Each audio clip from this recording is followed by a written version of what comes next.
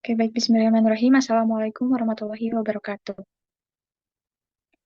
Pertama-tama, saya ucapkan terima kasih kepada dosen pengampu mata kuliah Toksikologi Lingkungan, Bapak Haji Saifuddin Rahmatullah MSI, yang telah memberikan kesempatan kepada kami untuk melaksanakan presentasi pada hari ini.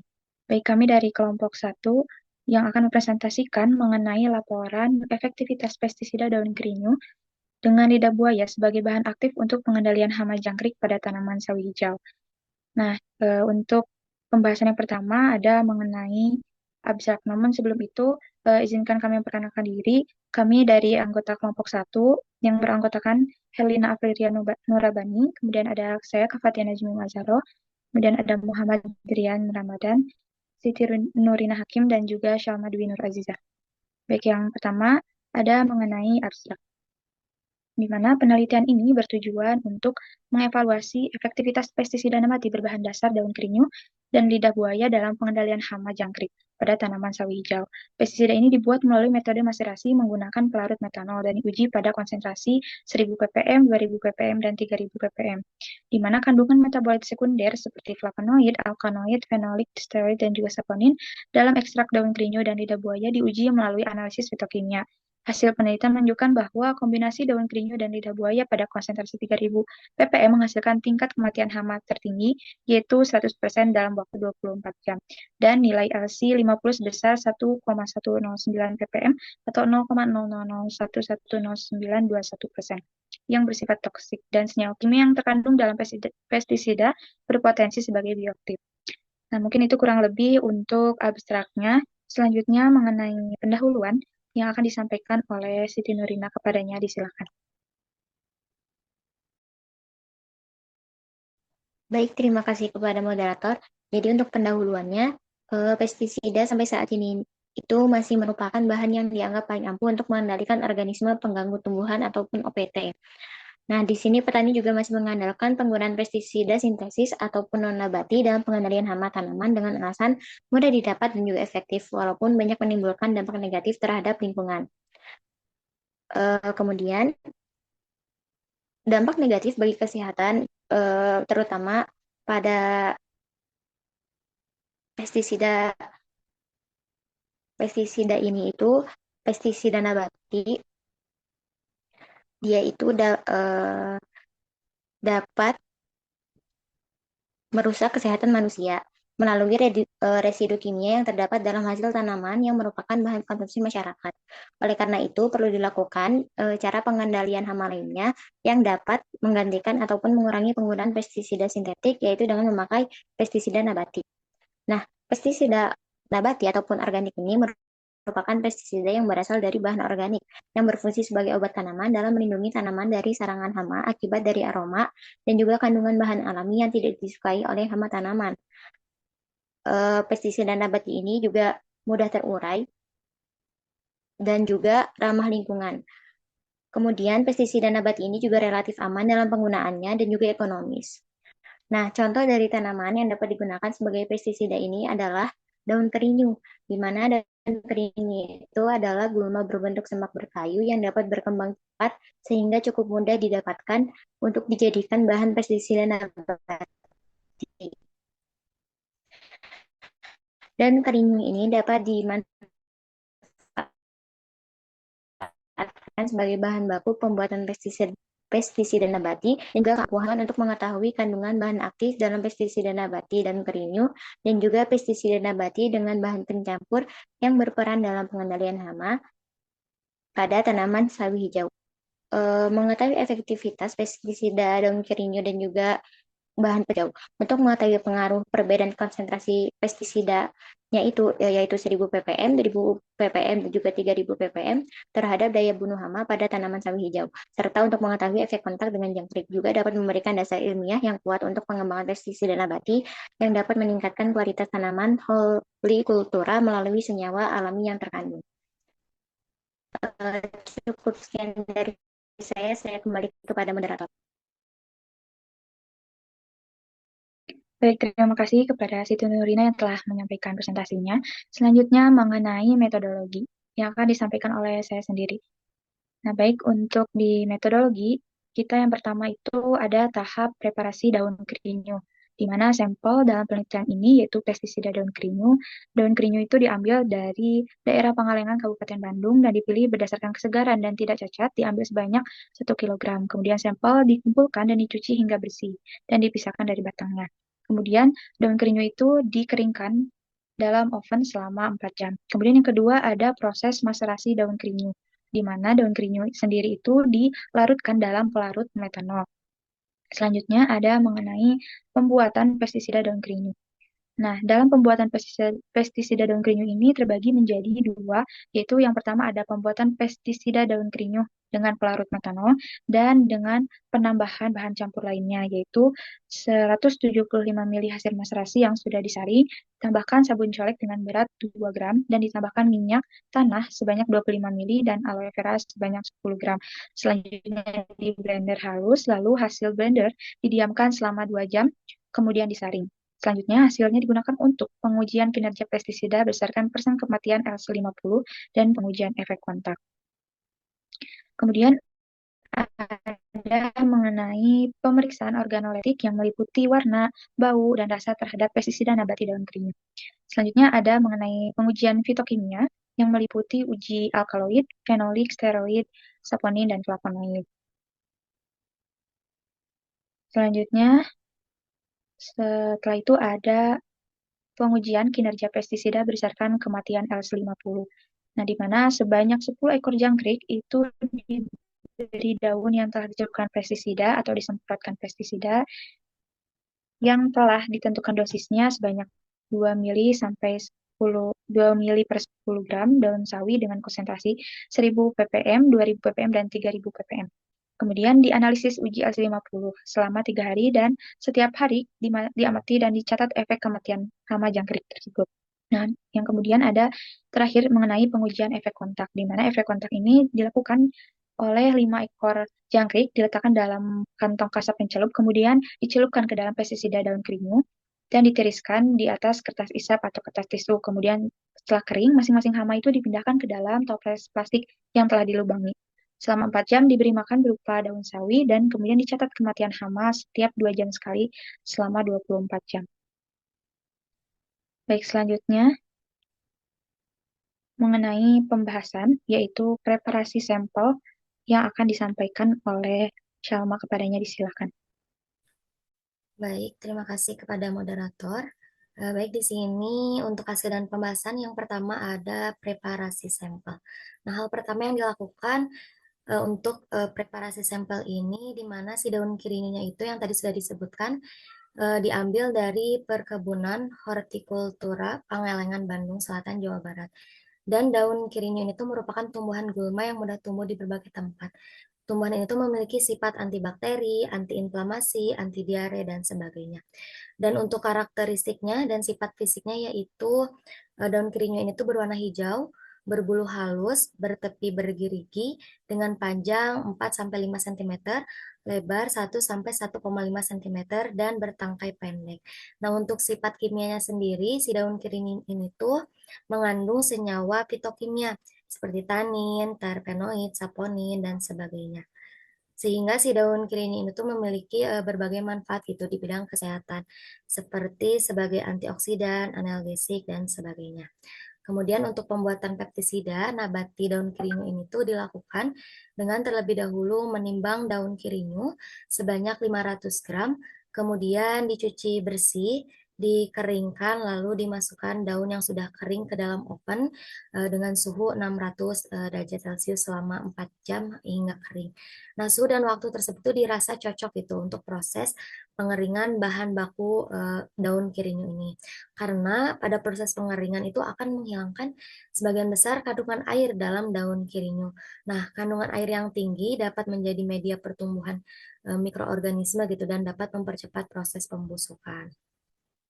Jadi proses pengopenan ini tuh sangat penting.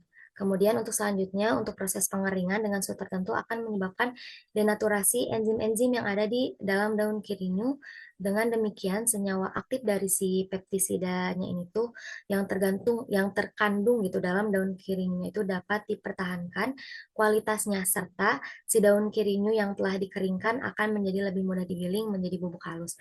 Nah, hal ini tuh akan mempermudah proses dari ekstraksi senyawa aktif peptisida dan juga meningkatkan efisiensi pembuatan peptisida. Nah, setelah itu si daun kirinyu yang sudah dikeringkan di blender hingga halus dan disimpan dalam wadah tertutup yang bersih dan kering untuk mencegah kontaminasi. Sekian dari saya kembalikan kepada moderator.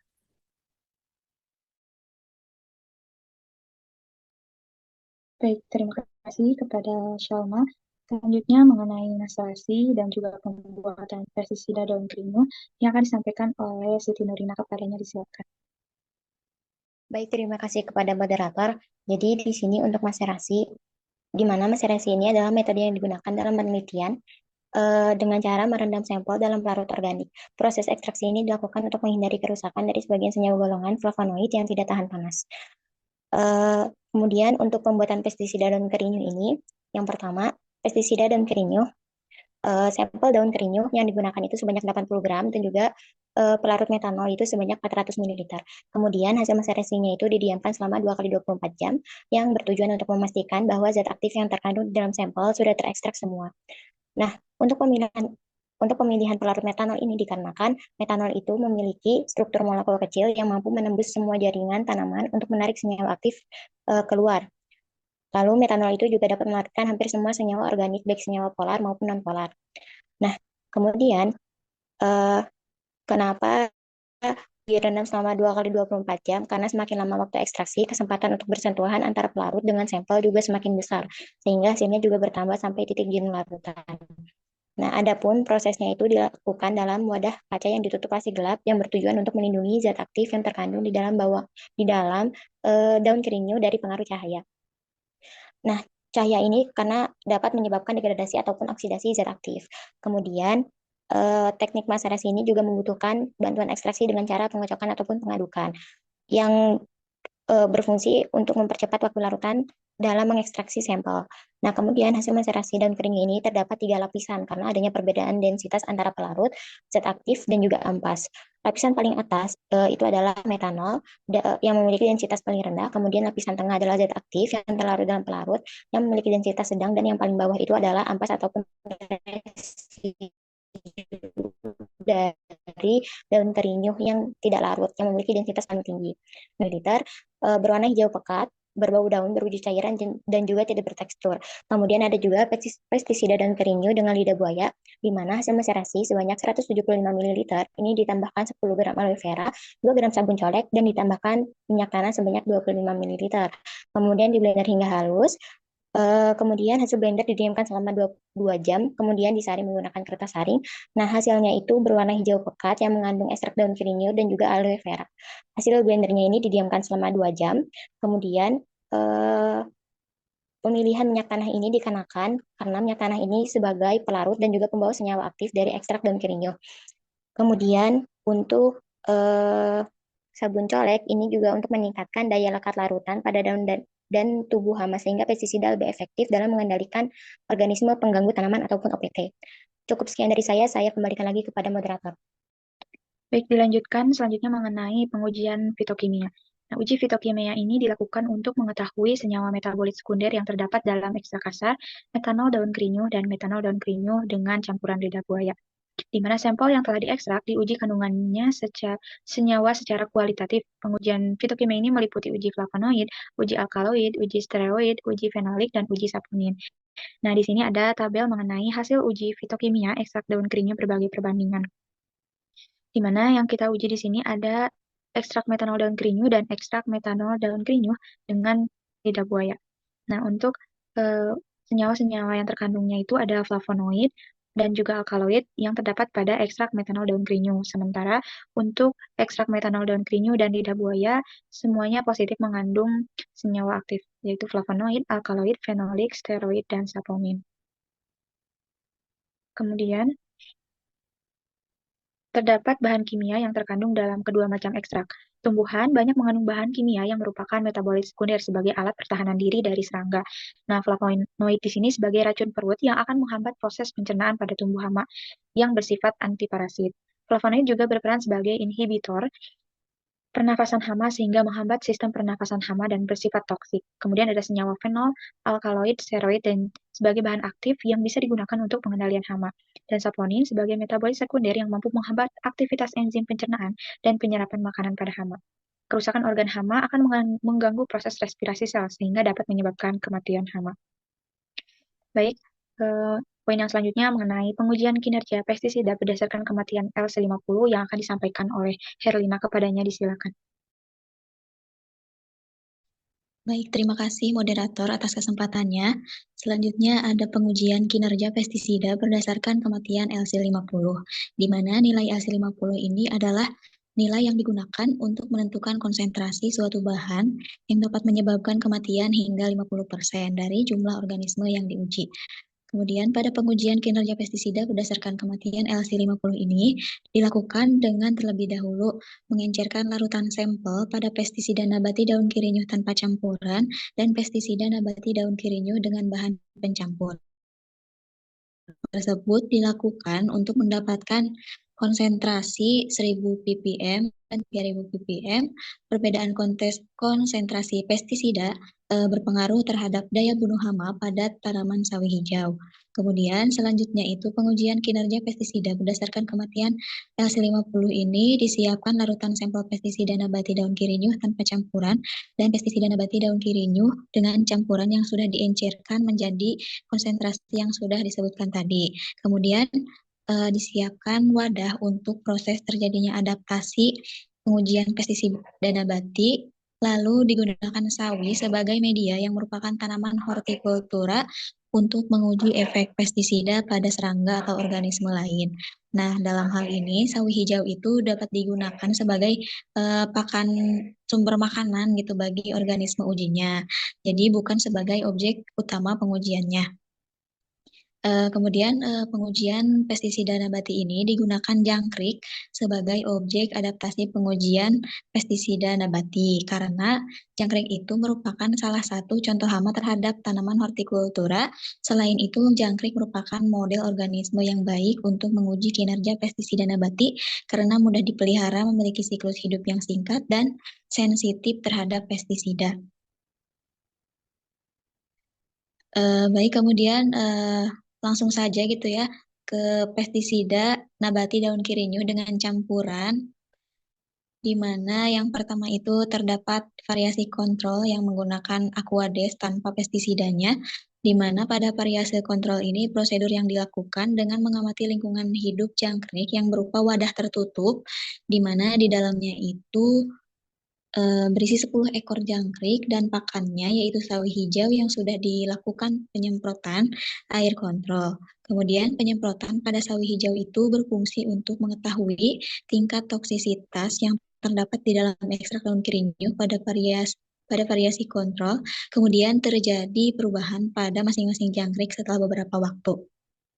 Nah, kemudian dilakukan pengamatan gitu ya, di mana akan terjadinya gejala fisik dan kematian jangkrik, di mana semakin lama perilaku setiap jangkrik itu akan melemah gitu ya, seperti geraknya melambat dan tidak responsif apabila wadah tertutup diberi sedikit gerakan.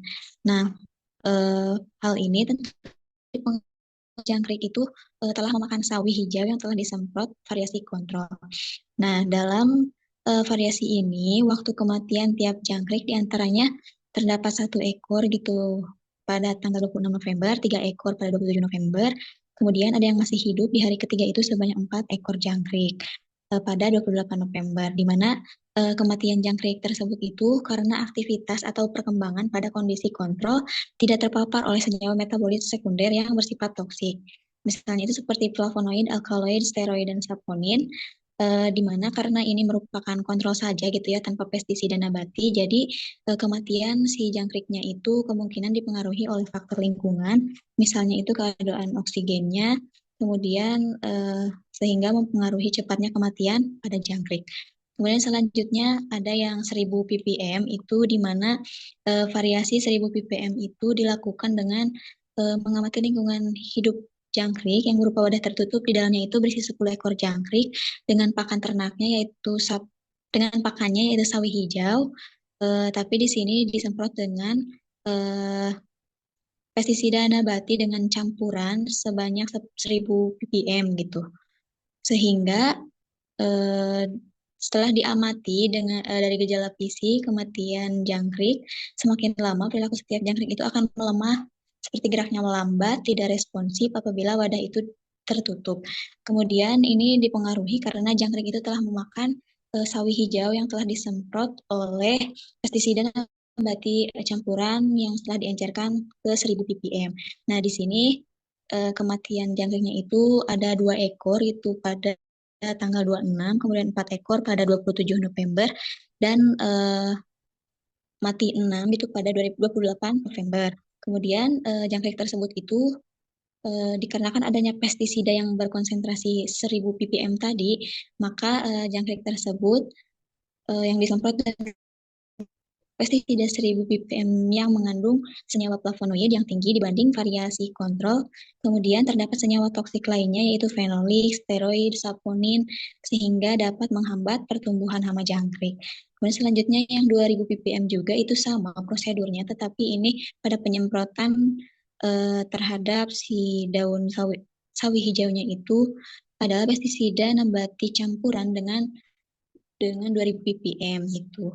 Kemudian ini pada uji kematiannya gitu ya, terdapat 2 ekor jangkrik yang mati pada tanggal 26, kemudian 4 ekor jangkrik yang mati pada 27 November, dan 8 ekor pada 28 November. Nah, di sini efek dari penyemprotan konsentrasi 2000 ppm itu lumayan lumayan besar gitu ya efeknya.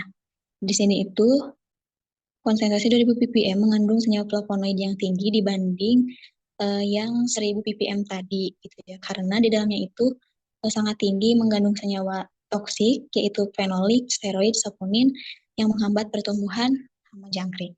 Kemudian selanjutnya yang 3000 ppm itu juga sama, penyemprotannya dilakukan dengan pestisida nabati daun kirinyo dengan campuran 3000 ppm. Kemudian setelah dikontakkan dengan jangkrik gitu ya, terdapat kematian di mana 7 ekor jangkrik mati pada 26 November, kemudian mati semua pada 27 November. Nah, jika di sini itu karena konsentrasinya lebih tinggi gitu dibandingkan yang 1000 dan 2000 ppm, jadi 3000 ppm ini efektif.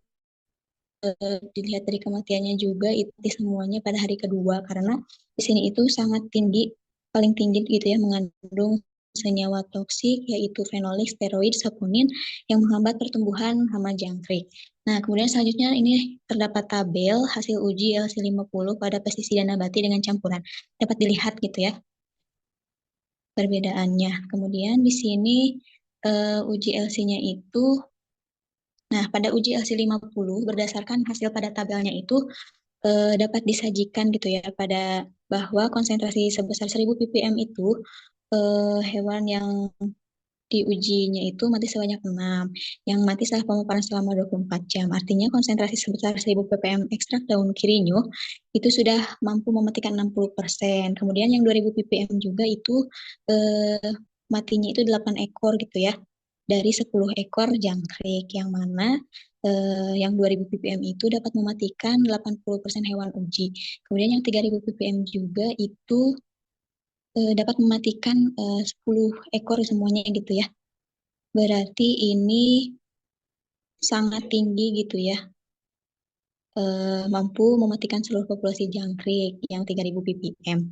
Nah, nilai LC50 selama 24 jam ini pada ekstrak daun kirinyo dapat dihitung juga gitu ya menggunakan metode probit, di mana berdasarkan hasil perhitungan LC50 24 jam itu menggunakan metode analisis probit sehingga didapatkan konsentrasi ekstrak daun kirinyo sebesar 1,109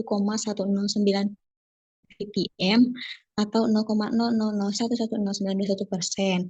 Sehingga berdasarkan uji toksisitas akut ekstrak daun kirinyo yang telah dilakukan, maka dapat disimpulkan bahwa ekstrak daun kirinyo itu merupakan jenis senyawa yang memiliki toksisitas yang dapat mematikan seluruh jangkrik. Baik, boleh di next. Nah, ini yang kedua itu perlakuan penyuh yang tanpa campurannya. Untuk perlakuannya sama seperti sebelum-sebelumnya, di mana yang variasi kontrol itu menggunakan Aquades gitu ya, tanpa pestisida nabati. Di sini itu setelah dikontakkan dengan hewan uji, di mana terdapat kematian jangkrik sebanyak 1 ekor pada 26 November, 6 ekor pada 27 November, dan 3 ekor pada 28 November. Nah, di sini karena menggunakan variasi kontrol gitu ya, jadi tanpa pestisida nabati itu eh, ini itu kemungkinan matinya bukan karena si pestisidanya, tetapi ini dipengaruhi karena faktor lingkungan pada si jangkrik tersebut gitu. Misalnya seperti tadi keadaan oksigennya mungkin yang kurang sehingga mempengaruhi cepatnya kematian pada jangkrik tersebut. Kemudian next selanjutnya yang 1000 ppm perlakuannya masih sama seperti sebelum-sebelumnya. Di sini itu dilakukan penyemprotan dengan 1000 ppm eh, pestisida nabati daun kirinyuh tanpa campuran sehingga pada uji kematian pada hewannya itu dihasilkan terdapat 2 ekor jangkrik gitu ya pada 26 November yang mati, kemudian 4 ekor pada 27 November, kemudian sisanya itu 4 ekor pada 28 November masih hidup. Nah, kematian jangkrik tersebut itu dikarenakan adanya pestisida nabati daun kirinyuh yang tanpa campuran berkonsentrasi 1000 ppm pada pakan jangkrik. Nah, maka artinya itu konsentrasi 1000 ppm ini mengandung senyawa flavonoid dan alkaloid yang tinggi dibanding dengan variasi kontrol. Kemudian selanjutnya yang 2000 ppm perlakuannya sama dengan pestisida daun kirinyuh tanpa campuran, di mana di sini uji kematian terhadap jangkriknya itu terdapat 2 ekor jangkrik yang mati gitu pada tanggal 26 November, lalu 3 ekor jangkrik pada 27 November,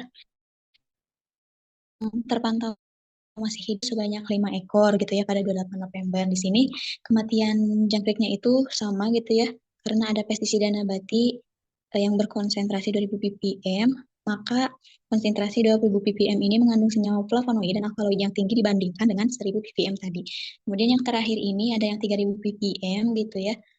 Ini juga sama gitu, sehingga pada kontak dengan jangkriknya itu terdapat 4 ekor jangkrik yang mati pada 26 November, 5 ekor pada 27 November, dan sisa 1 ekor jangkrik yang masih hidup. Sehingga yang 3000 ppm ini itu sangat banyak gitu ya mematikan si jangkriknya itu, sehingga ini itu artinya gitu konsentrasi 3000 ini mengandung senyawa flavonoid dan alkaloid yang sangat tinggi gitu ya dibandingkan yang 1000 ppm dan 2000 ppm. Nah, ini terdapat hasil uji LC50-nya gitu bisa dilihat, sehingga pada uji LC50-nya ini berdasarkan hasil pada tabel, hasil yang disajikan pada tabel perlakuan tersebut itu sebesar 1000 ppm, jumlah hewan uji yang mati itu sebanyak 5.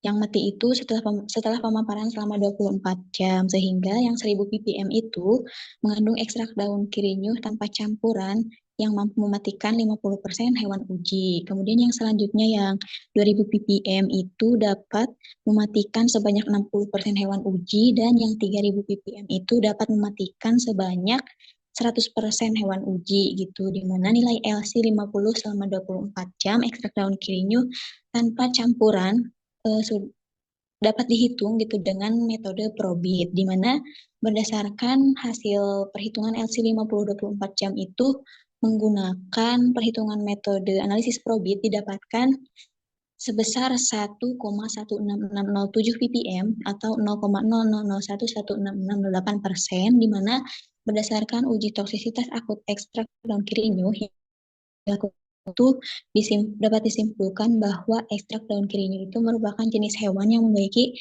toksisitas mematikan seluruh jangkrik. Baik, mungkin cukup sekian dari saya, dikembalikan ke moderator. Baik, terima kasih kepada Herlina. Selanjutnya mengenai pengujian efek kontak yang akan disampaikan oleh Syalma, kepadanya disilakan. Baik, terima kasih kepada moderator. Yang selanjutnya ada uji efek kontak pada ekstrak daun kirinyuh dan juga uji efek kontak pada campuran ekstrak daun kirinyuh dan berupa aloe vera. Nah, penelitian itu bertujuan untuk mengetahui efektivitas ekstrak daun kirinyuh dalam membunuh hama. Dan pada penelitian kami dilakukan 3 variasi konsentrasi, ada 1000 ppm, 2000 ppm, dan juga 3000 ppm. Dan untuk uji kontak daun kirinya saja, ekstraksinya saja, untuk konsentrasi 1000 ppm yaitu 1 serangga mati, dan untuk konsentrasi 2000 ppm 3 serangga mati, dan untuk konsentrasi 3000 ppm juga sama. Nah, untuk uji kontrak campuran ekstrak dari daun kirinyo dan aloe vera, untuk konsentrasi 1000 ppm dan 2000 ppm itu 2 serangga mati, dan konsentrasi 3000 ppm 5 serangga mati. Nah, jadi pada konsentrasi 3000 ppm ini tuh campuran ekstrak daun kirinyo itu memiliki efektivitas yang tertinggi gitu dengan 5 kematian hama. Hal ini tuh menunjukkan gitu bahwa si campuran ekstrak tuh lebih optimal dibandingkan ekstrak daun kirinyo saja karena bahan tambahannya dapat menimbulkan penetrasi senyawa aktif ke dalam tubuh serangannya. Jadi lebih efektif yang 3000 ppm dan untuk uji kontak campuran. Selanjutnya di sini juga terdapat gambar-gambar ya. Gambar-gambarnya dapat dilihat di layar saja. Oke, kita kembalikan saja kepada moderator. Baik, terima kasih kepada Syamna. Selanjutnya di sini ada terakhir mengenai kesimpulan.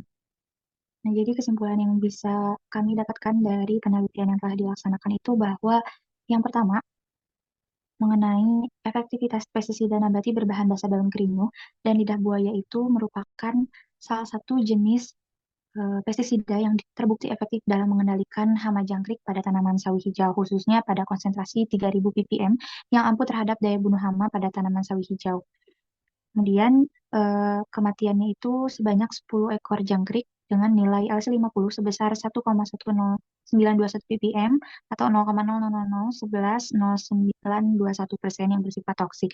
Kemudian yang kedua, bahwa kandungan senyawa metabolit sekunder yang terdapat dalam pestisida daun kerinyo yang efektif dalam mengendalikan hama pada tanaman sawi hijau itu ada pada metanol daun kerinyo mengandung flavonoid, alkaloid, dan steroid. Kemudian metanol daun kerinyo dengan lidah buaya mengandung flavonoid, alkaloid, fenolik, saponin, dan steroid yang berperan sebagai inhibitor pernafasan hama sehingga menghambat sistem pernafasan hama dan bersifat toksik.